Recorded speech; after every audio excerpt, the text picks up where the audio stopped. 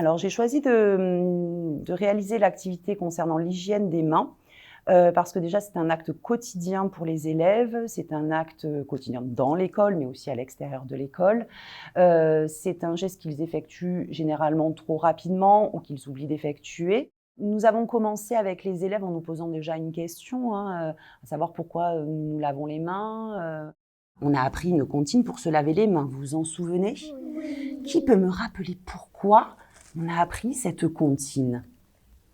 Léa. C'est pour bien se laver les mains. D'accord. Pour apprendre à bien se laver les mains. Pour qu'on n'a pas de microbes. De microbes. Pourquoi les microbes? Qu'est-ce que ça peut nous faire? Oui, Noah. Ça peut nous faire un rhume. Oui. Est-ce que ça peut faire aussi d'autres choses? Oui. Des maladies. Des maladies en général. Une fois que la comptine a bien été mémorisée par tous les élèves et maîtrisée, est arrivé le temps de l'expérimentation, avec cette expérimentation concernant le lavage des mains avec la peinture, ce qui permet vraiment aux élèves de visualiser les endroits laissés sans savon. Alors, nous allons faire une expérience pour apprendre encore mieux à se laver les mains. Maintenant que vous connaissez très bien la comptine, c'est de remplacer le savon par la peinture. Je vais vous bander les yeux. C'est-à-dire que vous ne pourrez pas voir vos petites mains en train d'effectuer les gestes de la comptine. Et ensuite, j'enlèverai le bandeau et on regardera les mains avec la peinture. Qui est-ce qui peut m'expliquer ce qu'on va faire? Léa. Violette. On va bien se laver les mains si on se regarde. Sans se regarder, mais est-ce qu'on va utiliser du savon? Non. On va utiliser quoi? Alors, vous êtes prêts? C'est moi qui vais vous dire la comptine, d'accord? Vous vous concentrez uniquement sur quoi? Sur les mains. On est bien d'accord. On va commencer par juste mettre le bandeau. Hop! Allez, essayez de le mettre comme un masque sur la tête. Allez. Alors, vous ne bougez pas, je vais vous mettre de la peinture. Vous êtes prêts? Attendez, il faut être patient. On patiente, on patiente. Ne touchez à rien, c'est je vais vous descendre le bandeau. On bande les yeux, vous devez rien voir. Tu es prête? On commence la comptine. C'est parti. Il pleut, il y a des nuages. Le serpent glisse sur le sol. On y est?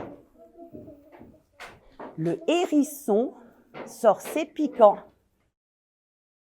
Par rapport à la peinture, c'est le fait de leur enlever un sens, à savoir la vue, de ne pas leur demander d'énoncer la comptine, parce que c'est moi qui l'ai énoncé, leur permettait vraiment de se concentrer uniquement sur les gestes, parce que c'était vraiment l'objectif de cette activité, c'était de leur montrer que même s'ils connaissaient la comptine, effectuer les gestes, ils les effectuaient encore pas suffisamment bien, puisqu'il y avait quand même beaucoup de parties de leurs mains qui étaient sans peinture.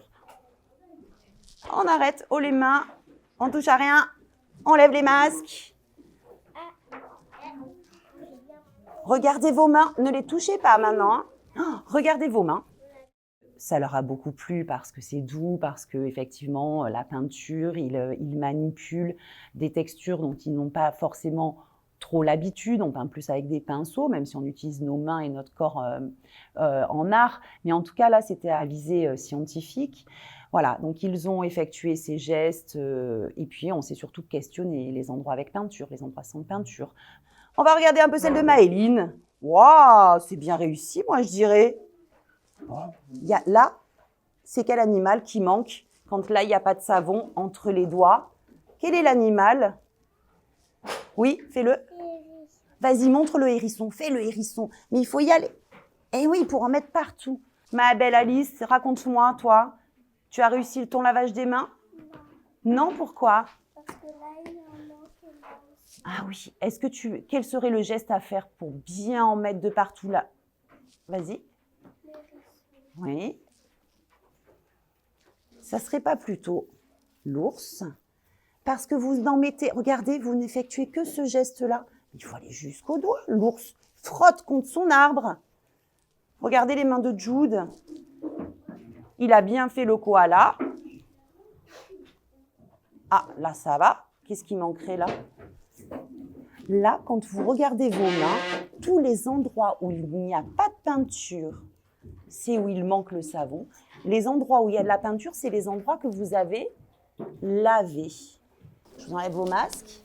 Vous allez aller laver vos mains avec Laetitia dans les sanitaires. Les séances ont effectivement mis en place des attitudes différentes pour certains élèves au fil de ces 3 semaines dans les sanitaires, effectivement. Pas encore tout le monde, très honnêtement. Toutefois, il y a le nombre de répétitions qui vont être nécessaires pour un enfant, l'entraînement. Est-ce que tu peux me parler de l'activité que tu as fait ce matin avec ta maîtresse? J'ai fait le lavage des mains avec la peinture. Et on s'est lavé les mains avec de la peinture. Pourquoi? Pour s'entraîner. Pour bien se laver les mains et pour pas avoir des microbes. Et qu'est-ce qui peut arriver avec les microbes? On peut avoir des maladies. Moi, j'ai pas bien fait parce qu'il me restait il y avait pas de rose sur le bout des doigts. Ça voulait dire quoi? Ça voulait dire que j'avais pas bien frotté. Pour mettre en place ces activités-là, il n'y a pas eu d'organisation nécessairement différente ou particulière. Les modalités de la classe ordinaire ont suivi leur cours. Effectivement, en termes d'organisation, particulièrement en maternelle, mais pas nécessairement qu'en maternelle, l'anticipation par la préparation, mais aussi la gestion matérielle et l'anticipation de ce matériel, à savoir effectivement que les élèves, là j'ai eu besoin de bâches, de peinture, de paillettes, d'huile, d'assiettes, et tout ceci s'anticipe, se prépare le matin, la veille, pour que tout soit prêt le jour J, pour éviter les moments de latence où là les élèves pourraient éventuellement déborder s'il y a un temps où ils n'ont rien à faire.